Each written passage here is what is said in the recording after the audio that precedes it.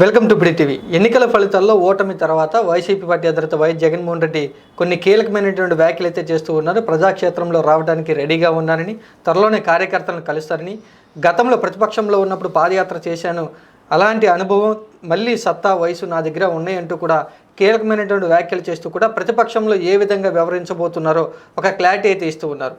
అయితే ఈ అంశాల గురించి మాట్లాడతాం. వైఎస్ జగన్మోహన్ రెడ్డి 5 సంవత్సరాల పాటు ప్రతిపక్షంలో ఏ విధంగా పాత్ర పోషించబోతూ ఉన్నారు, ఆయనకి ఎలాంటి అవకాశాలు ఉన్నాయో సందీప్ గారిని అడిగి తెలుసుకుందాం. సార్, ఏం చెప్తారు? ఓడిపోయిన తర్వాత వైఎస్ జగన్మోహన్ రెడ్డి నేను రెడీగా ఉన్నా అంటే ఓదార్పు యాత్ర చేయడానికి రెడీగా ఉన్నారంటూ కూడా హింట్ ఇస్తున్నారు. నిజమేనంటారు అది? ఓదార్పు యాత్ర చేస్తే చేయొచ్చేమో. ఎవరి గురించి ఓదార్పు యాత్ర చేస్తారు? ఎలక్షన్ తర్వాత జరిగినటువంటి అల్లర్లలో దెబ్బలు తిన్నటువంటి వైఎస్ఆర్ కాంగ్రెస్ పార్టీ కార్యకర్తల కోసం చేస్తారా, నాయకుల కోసం చేస్తారా, ఎవరి కోసం చేయబోతున్నారు అనేది ఒక క్లారిటీ ఉండాలి. ఫస్ట్ ప్రజల కోసం చేస్తున్నారా లేకపోతే పార్టీ కార్యకర్తల కోసం చేస్తున్నారు? First clarity. ఇక రెండవది, ఏ పార్టీకైనా సరే బలం బలహీనత ఏదైనా కూడా కార్యకర్తలే. ఇది ఎప్పటి నుంచో మనం చెప్పుకుంటున్నటువంటి విషయమే. సో అటువంటి కార్యకర్త అనేవాడు పార్టీకి లేకుండా చేసినటువంటి వ్యక్తి జగన్మోహన్ రెడ్డి. ఇది ఆయన ఒప్పుకున్నా ఒప్పుకోకపోయినా, ఆ పార్టీ శ్రేణులు ఒప్పుకున్నా ఒప్పుకోకపోయినా ఇది వాస్తవం. ఒకప్పుడు వైఎస్ఆర్ కాంగ్రెస్ పార్టీకి బలమే కార్యకర్తలు. 10 ఏళ్ల పాటు ప్రతిపక్షంలో ఉన్న పార్టీ బ్రతికింది అంటే దానికి కారణమే కార్యకర్తలు. డబ్బున్నా లేకపోయినా జగన్ వెంట మేమున్నాము అంటూ వైఎస్ఆర్ మీద అభిమానంతో నడిచారు తప్ప జగన్ మీద అభిమానంతో కార్యకర్తలు ఎవరు నడవలే. అలాంటిది గడిచినటువంటి 5 ఏళ్లలో కార్యకర్తలని పూర్తిగా నిర్వీర్యం చేసేసాడు. సో ఇక కార్యకర్తలు అనేవాళ్ళే లేరు వైఎస్ఆర్ కాంగ్రెస్ పార్టీకి. ఎక్కడన్నా రాజశేఖర రెడ్డి గారి మీద అభిమానంతో అరాకొరా కొద్దిమంది ఉంటే ఉండుండొచ్చు, నేను కాదనను. కానీ పూర్తి స్థాయిలో కార్యకర్తలని నిర్వీర్యం చేసినటువంటి ఏకైక నాయకుడు జగన్మోహన్ రెడ్డి, డౌట్ ఏం లేదు. ఇక పాదయాత్ర విషయం అంటారా, ఇప్పుడు ఇమీడియట్గా ఇప్పటికిప్పుడు పాదయాత్ర చేయటం వల్ల వచ్చే లాభం అయితే ఏం లేదు. అది పాదయాత్ర కావచ్చు, ఓదార్పు యాత్ర కావచ్చు, ఏ పేరు పెట్టుకున్నా కూడా దానివల్ల వచ్చే ఉపయోగం లేదు. ఎందుకని ఉపయోగం లేదని చెప్తున్నానంటే, ప్రస్తుతం ఉన్నటువంటి పరిస్థితుల్లో ఆయన మాట్లాడేటువంటి మాటలు కానీ వ్యాఖ్యలు కానీ ఒకసారి మనం గమనించినట్లయితే ఇంకా జగన్మోహన్ రెడ్డి గారు రియాలిటీలోకి రాలేదు అనేది చాలా స్పష్టంగా అర్థమవుతున్నటువంటి అంశం. ఎమ్మెల్సీలతో సమీక్షా సమావేశం నిర్వహించారు, ఎంపీలతో సమీక్షా సమావేశం నిర్వహించారు. వీటికంటే ముందు గెలిచినటువంటి ఎమ్మెల్యేలతో, ఓడిపోయినటువంటి ఎమ్మెల్యేలతో కూడా సమీక్షా సమావేశాలు నిర్వహించారు. కనీసం ఈ సందర్భంలోనైనా ఆ పార్టీ నాయకులతో మాట్లాడారుగా. గతంలో రీసెంట్గా చాలామంది ఎమ్మెల్యేలు, అదే మాజీ ఎమ్మెల్యేలు కావచ్చు, వీళ్ళు మాట్లాడినటువంటి మాటలు, అధికారంలో ఉన్నటువంటి టైంలో సీఎంని కలవాలంటే ఛాంబర్ బయట పడిగాపులు గాయటం తప్పితే మాకు వేరే దిక్కు లేదు, మేము ఏ రోజు కలిసినటువంటి పరిస్థితి లేదు, మాకు అపాయింట్మెంట్లే దొరకవు అని చెప్తున్నటువంటి పరిస్థితి. మరి అలాంటిది ఇప్పుడు నేరుగా కలిసే అవకాశం దక్కింది కదా. కనీసం ఇప్పుడైనా సరే రియల్గా ఏంటి గ్రౌండ్ లెవెల్లో అసలు ఏం జరిగింది, ఎందుకు మనం ఇంత నష్టపోవాల్సి వచ్చింది అనేటువంటి అంశాన్ని తెలుసుకునే ప్రయత్నం ఎక్కడా చేసినట్లయితే నాకు అనిపించలా. ఎందుకంటే ఆయన వ్యాఖ్యలు కనుక గమనించినట్లయితే ఏది శకుని పాచికల్లాగా ఎన్నికల రిజల్ట్ వచ్చినాయి, శిశుపాలుడి తప్పుల్లాగా చంద్రబాబు పాపాలు చేస్తాడు, మనం కూడా 100 తప్పుల వరకు లెక్క పెడదాము, సో ఇలాంటివే 2.7 లక్షల కోట్లు నేను డబ్బు పంచాను, ఎక్కడ అవినీతి లేకుండా నేరుగా బ్యాంక్ అకౌంట్లకు ఇచ్చాను, ఇవే చెప్తూ ఉన్నారు తప్ప ఇంకా మనకి పోరాటం చేసేటువంటి సత్తా ఉంది, మళ్ళీ మనం పైకి వస్తాం. ఒకటి, పార్టీ శ్రేణుల్లో ఉత్సాహం నింపటం అనేది ప్రతి నాయకుడి లక్షణం, నింపాలి కాదనం. కానీ ఎట్ ద సేమ్ టైం మనం పడిపోవటానికి గల కారణాలు ఏంటనేది కూడా తెలుసుకోవాలి, వాటిని సరిదిద్దుకుని మళ్ళీ బౌన్స్ బ్యాక్ అవ్వడానికి ప్రయత్నం చేయాలి. ఇక్కడ అది చేస్తున్నట్లేం కనిపించట్లా, ఊరికే ధైర్యాన్ని నింపే ప్రయత్నమే చేస్తున్నారు, ఒక రకమైనటువంటి ఫోబియా క్రియేట్ చేస్తున్నారే తప్ప రియాలిటీ ఏంటి, గ్రౌండ్ రియాలిటీ ఏంటి? ఎస్, ఎవరు కాదనేది కాదు, 2.5 లక్షల కోట్లు పంచారు, ఎవ్వరు కాదన్నారు, దానికి సంక్షేమం ఇచ్చారు, ఎక్కడ మిడిల్ మ్యాన్ అనేది లేకుండా CM to CM, chief minister to common man, direct to beneficiary అకౌంట్లో డబ్బులు వేశారు, ఎవరో కాదనరు. మరి వీటన్నింటినీ ప్రజలు హర్షించలేదు కదా. సో అంటే మీరు చేసిన మంచి చూసి మీరు ఓటేయమని అడిగారు. మీరు చేసిన మంచి కంటే ఇంకేదో దాన్ని డామినేట్ చేసింది. అందుకే మిమ్మల్ని ప్రతిపక్షంలో కూర్చోబెట్టారు. ఫస్ట్ దాన్ని అర్థం చేసుకోవాలిగా. ప్రతిపక్షంలో కూడా అనలేము, అసలు ప్రతిపక్ష హోదా కూడా లేకుండా చేశారు. అంటే ఏంటి, మీరు ఏదైతే మంచి చేసామని అనుకుంటున్నారో అంతకు మించి ఏదో తప్పు చేశారు. మీరు చేసిన మంచి కూడా ఆ తప్పు కనిపించకుండా చేసింది. అదేంటి అనేది మీరు తెలుసుకునే ప్రయత్నం చెయ్యట్లా ఈ రోజుకి కూడా. ఇంకోటి ఏం చెప్తున్నారు, మీరు పాపాలు చేస్తే, తప్పులు చేస్తే ప్రజలే పక్కన కూర్చోబెడతారు, రేపు చంద్రబాబు పరిస్థితి అదే అవుతుంది. సో అంటే ఇప్పుడు మీరు 5 ఏళ్ళు పాపాలు చేస్తేనే మిమ్మల్ని ప్రజలు పక్కన కూర్చోబెట్టారా? రీజన్ ఇప్పుడు అదే అనుకోవాలిగా మీరు చెప్పిన దాని ప్రకారం. మరి ఆ తప్పులు ఏంటనేది మీరు ఎందుకు తెలుసుకునే ప్రయత్నం చేయట్లా? ఇది తెలుసుకోకుండా ప్రజల్లోకి వచ్చి మీరు ఇదే విధంగా మాట్లాడితే నా ఎస్సీలు, నా బీసీలు, నా ఎస్టీలు, నా అక్క చెల్లెమ్మలు, నా అవ్వాతాతలు, మీరే నా స్టార్ క్యాంపెయినర్లు, వాళ్ళకి వాళ్ళు ఉన్నారు, వీళ్ళు ఉన్నారు, నాకెవరూ లేరు, మీ బిడ్డకి మీరే ఉన్నారని ఇంతకు ముందులాగా ఇదే మాట్లాడితే వినే స్టేజ్లో జనం లేరు. ఫస్ట్ అది అర్థం చేసుకోవాలి. మీరు చేసిన తప్పులు ఏంటి, ఎందుకు మిమ్మల్ని ప్రజలు ఇంతగా తిరస్కరించారు? స్టిల్ ఈవీఎంల ట్యాంపరింగ్ జరిగినాయి అని, పోలైనప్పుడు ఉన్న ఓట్లు తర్వాత లేవని, ఎక్కువైనాయి అని, ఇట్లా 100 చెప్పినా దీస్ ఆర్ సెకండరీ. ఫస్ట్ ఏంటి మిస్టేక్ అనేది తెలుసుకుని తర్వాత దాన్ని రెక్టిఫై చేయడానికి మీరు ప్రజల్లోకి వస్తే ఉపయోగం ఉంటుంది. అలాగే ప్రభుత్వానికి 1 సంవత్సరమో 2 సంవత్సరాలు నడపటానికి అవకాశం ఇవ్వాలి. అవకాశం ఇస్తే అప్పుడు ప్రభుత్వం తీసుకునేటువంటి పాలసీలు కావచ్చు, ప్రభుత్వ విధానాలు కావచ్చు, కొన్ని వచ్చే జీవోలు కావచ్చు, వేటిల్లోనైనా సరే, ఎక్కడైనా సరే ప్రజలకు వ్యతిరేకంగా ఏదైనా జరుగుతుంటే దాని మీద మీరు పోరాటం చేయడానికి అవకాశం ఉంటుంది. వాటి గురించి మీరు ప్రజల్లోకి వెళ్ళి ఈ తప్పు చేశారు కాబట్టి మేము ప్రశ్నిస్తున్నాం, సో ఇలాంటివి మేము జరగకుండా చేస్తాం, మాకు అధికారం ఇవ్వండి, మా ప్రభుత్వ హయాంలో ఇవి జరగకుండా మేము చూస్తామని మీరు చెప్పడానికి అవకాశం ఉంటుంది. 2019కి ముందు పాదయాత్రలో చేసింది అదే కదా. జన్మభూమి కమిటీలు దోచేస్తున్నారు, మా హయాంలో అది జరగకుండా నేరుగా మీకు ఇంటికి వచ్చేలాగా మేము చేస్తాం సంక్షేమ పథకాలని చెప్పారా? కరెంటు బిల్లులు పెంచుతున్నారు, మేము పెంచకుండా తగ్గిస్తామని చెప్పారు. సో ఇవన్నీ మీరు ఎట్లా చెప్పగలిగారు? ఆ రోజు ప్రభుత్వ విధానాలు అవి తీసుకుంది కాబట్టి మీరు ఈరోజు చెప్పగలిగారు. సో ఇప్పుడు కూడా ప్రభుత్వానికి ఆ టైం ఇవ్వాలి.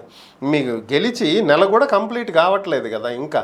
ఇప్పుడే మేము పాదయాత్రలు చేస్తాం, ప్రజల్లోకి వెళ్తాం, మాకు ఆ సత్తా ఉంది, ఊపు ఉంది అంటే ఉంది, మీకు ఏజ్ ఉంది, ఓపిక ఉంది, సత్తా ఉంది, వెళ్ళగలరు. కానీ ఇంతకు ముందులాగా ప్రజలు బ్రహ్మరథం పడతారు అనుకుంటే మాత్రం పొరపాటే. మీ తప్పులు మీరు గమనించి, గ్రహించి వాటిని సరిదిద్దుకునే విధంగా ప్రజల్లోకి ఒక ప్లానింగ్తో వెళితే సక్సెస్ అవుతారు. లేదంటే ఇంతకు ముందు వచ్చినటువంటి రెస్పాన్స్ ఊహించడం అనేది పూర్తిగా అది భ్రమే అవుతుంది, అంతకు మించి ఏమి ఉండదు. అంటే త్వరలో జరగబోయేటువంటి అసెంబ్లీ సమావేశాలు కూడా జగన్మోహన్ రెడ్డి వెళ్ళడు, ప్రజాక్షేత్రంలోకి వెళ్ళిపోతారు అంటూ కూడా మరో మాట వినిపిస్తుంది. ఆయన అసెంబ్లీకి వెళ్తే బెటర్ అంటారా, లేదు అసెంబ్లీకి డొమ్మ కొడితే బెటర్ అంటారా? వాస్తవానికి నిజంగా మీరు ప్రజల తరపున నిలబడితే, నిజంగా ప్రజల మేలు కోరుకునే వ్యక్తి అయితే అసెంబ్లీకి వెళ్ళాలి. అసెంబ్లీ వదిలేసి ప్రజల్లోకి వెళ్ళినందువల్ల ఉపయోగం ఏమి ఉండదు. ఎందుకంటే కొత్తగా ప్రభుత్వం ఏర్పడింది, ప్రభుత్వం ఏవో కొన్ని నిర్ణయాలు తీసుకుంటుంది, కొన్ని పాలసీలు తీసుకుంటుంది. వాటి వల్ల ప్రజలు ఇబ్బందులు పడుతుంటే ప్రజల సమస్యలు తెలుసుకోవడానికి మీరు ప్రజల్లోకి వెళ్ళాలి. వెళ్ళి తెలుసుకున్నటువంటి సమస్యలని అసెంబ్లీలో చర్చించడానికి వెళ్ళాలి మీరు అసెంబ్లీకి. సో ఇక్కడ మీరు అసెంబ్లీకే వెళ్లకుండా ప్రజల్లో తిరిగినందువల్ల వచ్చే లాభం ఏంటి? పాదయాత్ర చేసిన వాళ్ళందరూ సీఎం అవుతారు అనేటువంటి దాన్ని నమ్మకం అనాలో మూఢనమ్మకం అనాలో నాకైతే తెలియదు. కానీ ఒక రియాలిటీగా మాట్లాడితే మరి పాదయాత్ర చేసిన వాళ్ళందరూ సీఎం అవుతారు అంటే రాజశేఖర రెడ్డి గారు ఎప్పుడో అవ్వాలి. మొట్టమొదటి పాదయాత్ర రాజశేఖర రెడ్డి గారు చేసింది చేవెళ్ల నుంచి ఇచ్చాపురం వరకు, ఇటు కాదు, అంతకంటే ముందే జరిగింది. చెన్నారెడ్డి గారు సీఎంగా ఉన్నప్పుడు అప్పట్లో తెలంగాణ కోసం గొడవలు జరిగినప్పుడు హైదరాబాద్ నుంచి చేవెళ్ల వరకు పాదయాత్ర చేశాడు ఆయన. మరి అప్పుడే ఆయన సీఎం అవ్వాలి, మరి అప్పుడు కాలేదు కదా. సో ఇలాంటివన్నీ కూడా ఏంటంటే కేవలం ఒక మూఢనమ్మకం అని అనుకోవాలి. ప్రజల్లోకి వెళ్ళినంత మాత్రాన సీఎం గారు ఫస్ట్ ప్రజా సమస్యల మీద పోరాడాలి, అసెంబ్లీకి వెళ్ళాలి. మీకు ప్రతిపక్ష హోదా ప్రజలు ఇవ్వకపోవచ్చు, కానీ నిర్మాణాత్మకంగా మీరు గెలిచినటువంటి ఎమ్మెల్యేలుగా అసెంబ్లీకి వెళ్ళి అసలు ప్రభుత్వం ఏం బిల్లులు పెడుతుంది, ఇవి ప్రజలకు ఉపయోగపడేవా ఉపయోగపడనివా, అసలు వీటి పరిస్థితి ఏంటి అనేది మీరు చర్చించాలి. ప్రజాధనం వృధా కాకుండా అసెంబ్లీలో పెట్టినటువంటి బడ్జెట్లో అర్థవంతమైనటువంటి చర్చ జరగాలి. ఏ పథకాలకి, ఏ నిర్ణయాలకి, ఏ ప్రాజెక్టులకి ఎంత డబ్బు వెచ్చిస్తున్నారు, అసలు రాష్ట్ర బడ్జెట్ ఎంత ఖర్చు పెడుతున్నారు, ఎంత అప్పులు తెస్తున్నారు, ఇవన్నీ తెలుసుకోవాల్సిన బాధ్యత మీ మీద ఉంది. ఒక ప్రతిపక్ష లీడర్గా, ప్రజల తరపున పోరాడాల్సిన వ్యక్తిగా ఆయన మీద ఉంది ఇది. సో అసెంబ్లీకి వెళ్ళాలి ఫస్ట్. మీ ప్రతిపక్ష హోదా ప్రజలు ఇచ్చారో ఇవ్వలేదు, ఇట్స్ సెకండరీ మ్యాటర్. గెలిచినటువంటి ఎమ్మెల్యేగా మీరు అసెంబ్లీకి వెళ్ళే హక్కు అయితే మీకు ఉందిగా. సో వెళ్ళండి. అక్కడ ఉన్నటువంటి బిల్లుల మీద, వాళ్ళు ఇచ్చేటువంటి బడ్జెట్ల మీద, ప్రవేశపెట్టేటువంటి బిల్లుల మీద మీ ఒపీనియన్ ఏంటనేది మీరు చెప్పండి. గతంలో చెప్పారు కదా, అమరావతి బిల్లు ప్రవేశపెట్టినప్పుడు 30,000 ఎకరాలు సరిపోదు, 39,000 ఎకరాలు కావాలని మీరేగా ఆ రోజు అసెంబ్లీలో మాట్లాడింది. సో మీరు ఓకే అనే కదా ఆ రోజు అనేది. అట్లాగే మీ అభిప్రాయాలు వెల్లడించండి. అది వాళ్ళు చేసేది తప్పు అయితే ప్రశ్నించండి. ఆ హక్కు మీకుంది. దాన్ని ఉపయోగించుకోకుండా ప్రజల్లోకి వెళ్తే ఉపయోగం లేదు.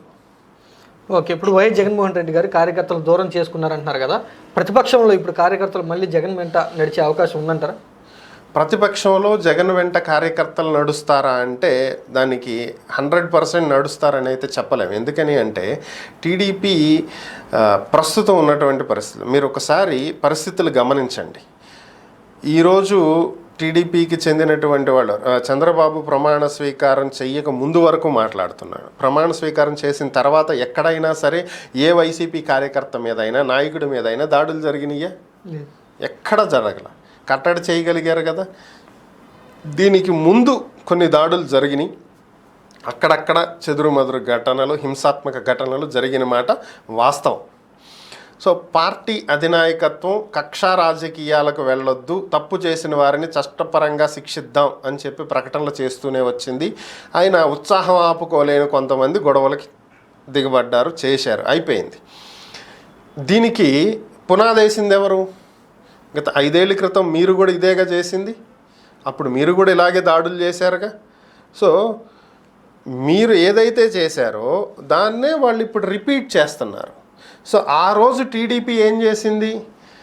సోషల్ మీడియాలో కామెంట్లు పెట్టిన వాళ్ళ మీద మీరు సిఐడి కేసులు పెట్టారు. ఎవరైతే మెసేజ్లు ఫార్వర్డ్ చేశారో, ప్రభుత్వానికి వ్యతిరేకంగా వాట్సాప్లో మెసేజ్లు ఫార్వర్డ్ చేసిన వాళ్ళ మీద కూడా మీరు కేసులు పెట్టారు. మీకు వ్యతిరేకంగా మీడియా ముందు ఎవరన్నా మాట్లాడితే వీడియోలు డిలీట్ చేయించారు. ఆ వాళ్ళ మీద కూడా రాజద్రోహం కేసులు పెట్టారు, సెడేషన్ కేసులు. సో ఇలాంటివి ఎన్నో జరిగినాయి. వీటన్నింటిలో టీడీపీ నిర్మాణాత్మకమైనటువంటి పాత్ర పోషించింది. వాళ్ళ కార్యకర్తల వెంటే నిలబడింది. అవసరమైతే వాళ్ళకి లీగల్ సపోర్ట్ ఇచ్చింది. వాళ్ళ కార్యకర్తలని తల్లిదండ్రులు పిల్లల్ని కాపాడుకున్నట్లుగా కాపాడుకుంది. ఎందుకు? పార్టీకి కార్యకర్తలే బలం కాబట్టి. మరి ఇన్ని గొడవలు జరుగుతున్నాయి అని చెప్పి రోజు మీరు మీడియా ముందుకు వచ్చి గగ్గోలు పెడుతున్నారు. గవర్నర్కి లెటర్లు ఇచ్చారు, మేము సెంట్రల్లో హోమ్ మినిస్టర్కి, ప్రధానికి కూడా లెటర్లు రాసాము, చంద్రబాబు మీద కంప్లైంట్ చేసామని చెప్పి ఇన్ని చెప్తున్న మీరు ఒక్క కార్యకర్త ఇంటికైనా నాయకుడిని పంపించారా? దెబ్బలు తగిలిన వాళ్ళకి కానీ, లేకపోతే హాస్పిటల్లో ఉన్న వాళ్ళకి కానీ, కేసులు దాకా పోలేదనుకోండి, ఎవరైనా సరే అక్కడ దాకెందుకు? పాలేటి కృష్ణవేణి గారి హస్బెండ్ పాలేటి రాజ్ కుమార్ని ఏ పరిస్థితితో చూసాంగా మనం, వీడియోలు బయటకు వచ్చినాయి కదా. కనీసం ఆ కుటుంబానికి ఫోన్ చేసి మీరు పరామర్శించారా? పోనీ మీ నాయకులు ఎవరన్నా వెళ్ళి పరామర్శించారా ఆ కుటుంబాన్ని? మరి కార్యకర్తలను మీరు ఏం కాపాడుకుంటున్నారు? మీరు ఏ కార్యకర్తలకు సంబంధించి మీరు ఈరోజు వరకు ఒక చర్య తీసుకోవాలా? అక్కడ దాకా ఎందుకు? మీ పార్టీ ఎమ్మెల్యే అభ్యర్థులు కొడాలి నాని ఇంటి మీద కోడిగుడ్లతో దాడి జరిగితే మీరు స్పందించలా? వల్లభనేని వంశీ ఇంటి మీద 200 మంది వెళ్ళి ఒక్కసారే దాడికి పాల్పడ్డారని చెప్పి మీడియాలో వార్తలు వచ్చినాయి, దానికి మీరు స్పందించలా? మీ నాయకుల గురించే మీరు పట్టించుకోనప్పుడు మీ కార్యకర్తల గురించి మీరు పట్టించుకుంటారని చెప్పి వాళ్ళు ఎలా భావిస్తారు? వాళ్ళు ఎలా బయటకు వస్తారు? వాళ్ళు ఎలా మీ వెంట నిలబడతారు? మీరేది వాళ్ళ గురించి చెయ్యట్లేదు కదా. గెలుపు ఓటములు అనేది సహజం. ఓడిపోయారు, అయిపోయింది, అది జరిగిపోయింది. ఇంట్లో కూర్చుని 1 సంవత్సరం బాధపడితే తిరిగి రాదు కదా. నాయకుడిగా మీరు ముందుండి నడిపించాలి, మీరు ముందు వచ్చి నిలబడాలి, కార్యకర్తలకి ధైర్యం చెప్పాలి. ఏం కాదు, ప్రజలకు తీర్పిచ్చారు, అది ఎందుకనేది తెలుసుకుందాం, సరిదిద్దుకుందాం, తిరిగి పోరాడదాం, మళ్ళీ మనం అధికారంలోకి వద్దాం అనే ధైర్యం మీరు ఇవ్వాలి. దాడులు జరిగితే కార్యకర్తలకి సపోర్ట్ చేయండి అని చెప్పి నాయకుల్ని మీరు పంపాలి. లీగల్ సెల్ ఏర్పాటు చేయాలి. అవసరమైతే మీరు లాయర్లను పెట్టి సొంత డబ్బులు ఖర్చు పెట్టి అయినా సరే, పార్టీ ఫండ్స్ పెట్టి అయినా సరే మీరు కార్యకర్తలను కాపాడుకోవాలి. కానీ అలాంటిదేం జరగట్లేదు కదా ఇక్కడ. మరి కార్యకర్తలు ఎలా వస్తారని అనుకుంటాం, ఎట్లా నమ్ముతారు ఇంకా మిమ్మల్ని? అది అర్థం చేసుకోవట్లేదు ఇక్కడ. ఓకే, గతంలో ఉన్నట్టుగా ప్రతిపక్ష నాయకుడిగా ఈ 5 సంవత్సరాలు జగన్మోహన్ రెడ్డిని చూడొచ్చు అంటారా? నాకైతే అనిపించట్లేదు. ఎందుకంటే నేను చెప్పాను కదా, జగన్మోహన్ రెడ్డి గతంలో ఒక స్పార్క్తో ఉండేవాడు. నేను మళ్ళీ మళ్ళీ అని అనలేము, ఒకసారి కూడా అప్పటికి అధికారం రాలేదు కాబట్టి ఒక్కసారైనా నేను అధికారంలోకి రావాలి, అధికారంలోకి వస్తే నా మార్క్ పాలన ఏంటో చూపిస్తాను, ఖచ్చితంగా నేను వచ్చి తీరుతాను, నేను వచ్చిన తర్వాత ఇక మళ్ళీ ఎవరు రారు, కంటిన్యూ నేనే ఉంటాననేటువంటి ఒక కాన్ఫిడెన్స్ జగన్మోహన్ రెడ్డిలో కనిపించేది. కానీ ఇప్పుడు పరిస్థితి ఎట్లుందంటే, ఆయన చూస్తుంటే, ఆయన చెప్పేటువంటి మాటలో వింటుంటే ఎలా ఉంది అంటే ఇంకా ఆయనే సీఎం అనే భ్రమలో ఉన్నాడేమో అని అనిపిస్తుంది. ఎంతసేపటికి ఆ సిద్ధం సభల్లో చెప్పిన మాటలే ఎమ్మెల్సీలకి, ఎంపీలకి, ఎమ్మెల్యేలకి చెప్తున్నారు తప్ప స్టిల్ ఈ రోజుకి కూడా వాస్తవాలు తెలుసుకునే పరిస్థితుల్లో ఆయన కనిపించట్లేదు. పార్టీని బలోపేతం చేసుకుని మళ్ళీ మనం బౌన్స్ బ్యాక్ అవుదాం అనేటువంటి పరిస్థితి నాకైతే ఎక్కడ కనిపించట్లా. ఒక నిర్మాణాత్మకమైన ప్రతిపక్ష నాయకుడి పాత్ర పోషిస్తారని నేను అనుకోవట్లా. ప్రతిపక్ష హోదా ఇవ్వకపోయినా ప్రజా సమస్యల మీద కొట్లాడొచ్చు, మీకు ఆ రైట్ ఉంది, అది ఆయన ఉపయోగించుకునేటువంటి పరిస్థితుల్లో లేడు. ఎంతసేపటికి కూటమికి హనీమూన్ టైం ఇవ్వండి అంటే చంద్రబాబు చేసే తప్పుల కోసం మీరు ఎదురు చూడటం కాదు, మీరు చేసిన తప్పులేంటనేవి తెలుసుకుని సరిదిద్దుకోవటం మీరు మొదటి చేయాల్సినటువంటి పని. వాటి నుంచి ఒక అవుట్కమ్ వస్తుంది, దాని నుంచి మీరు నెక్స్ట్ ఏం చేయాలనేది ప్లాన్ చేసుకోవాలి. ఆ ప్లానింగే ఇక్కడ లేకుండా పోతుంది. ఇక రెండవది, ఇప్పుడు చంద్రబాబు నాయుడు వ్యవహరిస్తున్నటువంటి తీరు మీరు ఒక్కసారి కనుక గమనించినట్లయితే, మీరు గతంతో పోల్చుకోండి. లాస్ట్ 14 ఏళ్ళు చంద్రబాబు ఎలా ఉన్నాడు, ఇప్పుడు చంద్రబాబు ఎలా ఉన్నాడు. సింపుల్ చిన్న ఎగ్జాంపుల్స్ మీరు కనుక గమనించినట్లయితే, గతంలో 14 ఏళ్ళు సీఎంగా చేశాడు కదా, ఏ రోజైనా సరే సీఎం వెళ్తుంటే ప్రోటోకాల్ ప్రకారం ట్రాఫిక్ ఆపడం అనేది సహజంగా జరుగుతుంది. అలాంటిది నాకు ట్రాఫిక్ ఏం ఆపాల్సిన పని లేదు, ప్రజల్ని ఇబ్బంది పెట్టొద్దని తేల్చి చెప్పేశాడా? అయినా కూడా ఆపుతున్నారని చెప్పి రెండోసారి సెక్యూరిటీ మీద సీరియస్ అయ్యాడా? సరే, అది కూడా పక్కన పెట్టేసేద్దాం. గతంలో ఒక సామాజిక వర్గానికి చెందినటువంటి వాళ్ళకి, సీనియర్లకే మంత్రి పదవులు ఎక్కువగా ఇచ్చారు అనేది మనం గమనించింది, చూసిందే. కానీ ఈసారి మంత్రివర్గం కూర్పు చూడండి ఎలా ఉందో. సోషల్ ఇంజనీరింగ్ అనే దానికి పర్ఫెక్ట్ ఎగ్జాంపుల్గా కనిపిస్తుంది. ప్రతి సామాజిక వర్గానికి న్యాయం చేస్తూ పదవులు ఇచ్చాడా? మళ్ళీ పోర్ట్ఫోలియోలు కూడా చూడండి, పదవులు ఇవ్వటమే కాకుండా వాళ్ళకిచ్చిన శాఖలు కూడా వాళ్ళ సామర్థ్యాన్ని బట్టి, ఎవరు ఏది చెయ్యగలరు అనేదానికి వాళ్ళ విద్యార్హతలను బట్టి, వాళ్ళ సామర్థ్యాన్ని బట్టి ఎంపిక చేసి ఇవ్వటం జరిగింది. అంటే ఎంత జాగ్రత్తగా వ్యవహరిస్తున్నాడు అనేది ఇక్కడే అర్థమవుతుంది కదా. అలాగే లోకేష్ ఈరోజు ఉదయమే ప్రజా దర్బార్ నిర్వహించాడు. ఏంటి, తన నియోజకవర్గంలో భారీ మెజారిటీతో గెలిచిన తర్వాత కూడా ఆ నియోజకవర్గంలో ఉండేటువంటి సమస్యలు తెలుసుకుని వాటిని ఇంకా పరిష్కరించేటువంటి పనిలో పడిపోయారు వాళ్ళు అప్పుడే. అలాగే మంత్రులకి ఏం చెప్తున్నారు, మీరు ఎక్కడా కూడా అధికారుల ప్రలోభాలకి లోనవ్వద్దు, అధికారులు గతంలో వ్యవహరించినట్లుగా వ్యవహరిస్తే వాళ్ళని దూరం పెట్టండి, నిష్పక్షపాతంగా ఉండండి, ఎక్కడా కూడా ప్రజలకు అన్యాయం జరగకూడదు, పారదర్శకంగా ఉందాము, పక్షపాత ధోరణి వద్దు, ఉదయం 10 నుంచి సాయంత్రం 6 వరకు సచివాలయంలో మంత్రులు, ముఖ్యమంత్రి అందరూ అవైలబుల్గా ఉండాలి ప్రజలకి. అంటే 8 అవర్స్ మినిమం డ్యూటీ ఎంప్లాయీస్కి ఎట్లా వేస్తున్నారో అలాగే మినిస్టర్స్ కూడా డ్యూటీ చేయాలన్నట్టు వాళ్ళు ఒక కమిట్మెంట్తో వెళ్తున్నారు ముందుకి. వచ్చి రాగానే అమరావతి రాజధానిని ప్రకటించారు, ఆల్రెడీ అక్కడ పనులు మొదలుపెట్టారు, ఆల్రెడీ కట్టి సగంలో 80% 90%లో ఉన్న బిల్డింగ్స్ని పూర్తి చేసేటువంటి పనిలో పడ్డారు. అంటే మొదటి 2-3 సంవత్సరాల్లో అమరావతి కంప్లీట్ అయిపోతుంది దాదాపుగా ఉన్న పరిస్థితి చూస్తుంటే. పోలవరాన్ని కంప్లీట్ చేస్తామని ఆల్రెడీ అమిత్ షా హామీ ఇచ్చాడు, మోడీ హామీ ఇచ్చాడు, చంద్రబాబు నాయుడు రేపు సోమవారం పోలవరం ప్రోగ్రాం పెట్టుకుంటున్నాడు. గతంలో కూడా సోమవారం పోలవరం అని చెప్పి వెళ్ళినటువంటి పరిస్థితులు ఉన్నాయి. దాదాపు ఈ 5 ఏళ్లలో పోలవరం కంప్లీట్ అయిపోబోతుంది. సో వాళ్ళు ఒక నిర్మాణాత్మకంగా ఒక ప్లానింగ్తో వెళ్తున్నారు. గతంలో చంద్రబాబు శైలికి ఇప్పుడు చంద్రబాబు శైలికి లాట్ ఆఫ్ డిఫరెన్స్ ఉంది ఇక్కడ. ఎందుకు, ప్రజలకి ఏం చేస్తే నచ్చదు అనేది వాళ్ళకి ఒక క్లారిటీ వచ్చింది. సో దీన్ని బీట్ చేయాలి అంటే మీరు ఎంత జాగ్రత్తగా ఉండాలి అది మీలో కనిపించట్లేదు. ఇంకా మేము ఏదో చేసేసాం, ప్రజలు మా వెనకాలే ఉన్నారు, ఇంకేదో అన్యాయం జరిగిందనే ఊహల్లోనే ఉన్నారు తప్ప అసలు ఆ ప్రజలు మీ వెనక లేరు అనేది మీరు తెలుసుకోవట్లేదు. 40% ఓటింగ్ వచ్చింది, ఎవరు కాదనరు దాన్ని. మీకు వచ్చింది 11 సీట్లే అయినా 40% ఓటింగ్ మీకు ఉంది, 10% తగ్గింది, వాస్తవం అది. ఆ 40% కాపాడుకునే ప్రయత్నాలు ఏం చేస్తున్నారు అనేది కదా ఇంపార్టెంట్ ఇక్కడ. అది చెయ్యట్లా. పోయినటువంటి 10% ఎందుకు పోయిందనేది తెలుసుకునే ప్రయత్నాలు కూడా చెయ్యట్లా. కామన్గా ప్రభుత్వం మీద వ్యతిరేకత ఉంటుంది కాదనరు, కానీ ఇంత ఘోరంగా ఉంటుంది అనేది తెలుసుకోవాలి కదా ఎందుకనేది. ఆ ప్రయత్నం చెయ్యట్లేదు ఇక్కడ. Okay, thank you sir. Sandeep గారు చెప్పినటువంటి మాటలు బట్టి చూస్తే ఎన్నికల ఫలితాలు చూసిన తర్వాత వైసీపీ పార్టీ అధినేతతో పాటుగా ఆ పార్టీ నాయకులు కార్యకర్తలు పూర్తిగా చతికిలబడ్డారు. గత కొన్ని రోజుల నుంచి కూడా వైఎస్ జగన్మోహన్ రెడ్డి పార్టీలో ఉత్తేజం నింపే విధంగా ఎక్కడ కూడా మాట్లాడతలేదు అనేటువంటి విషయాన్ని అయితే స్పష్టంగా చెప్తున్నారు.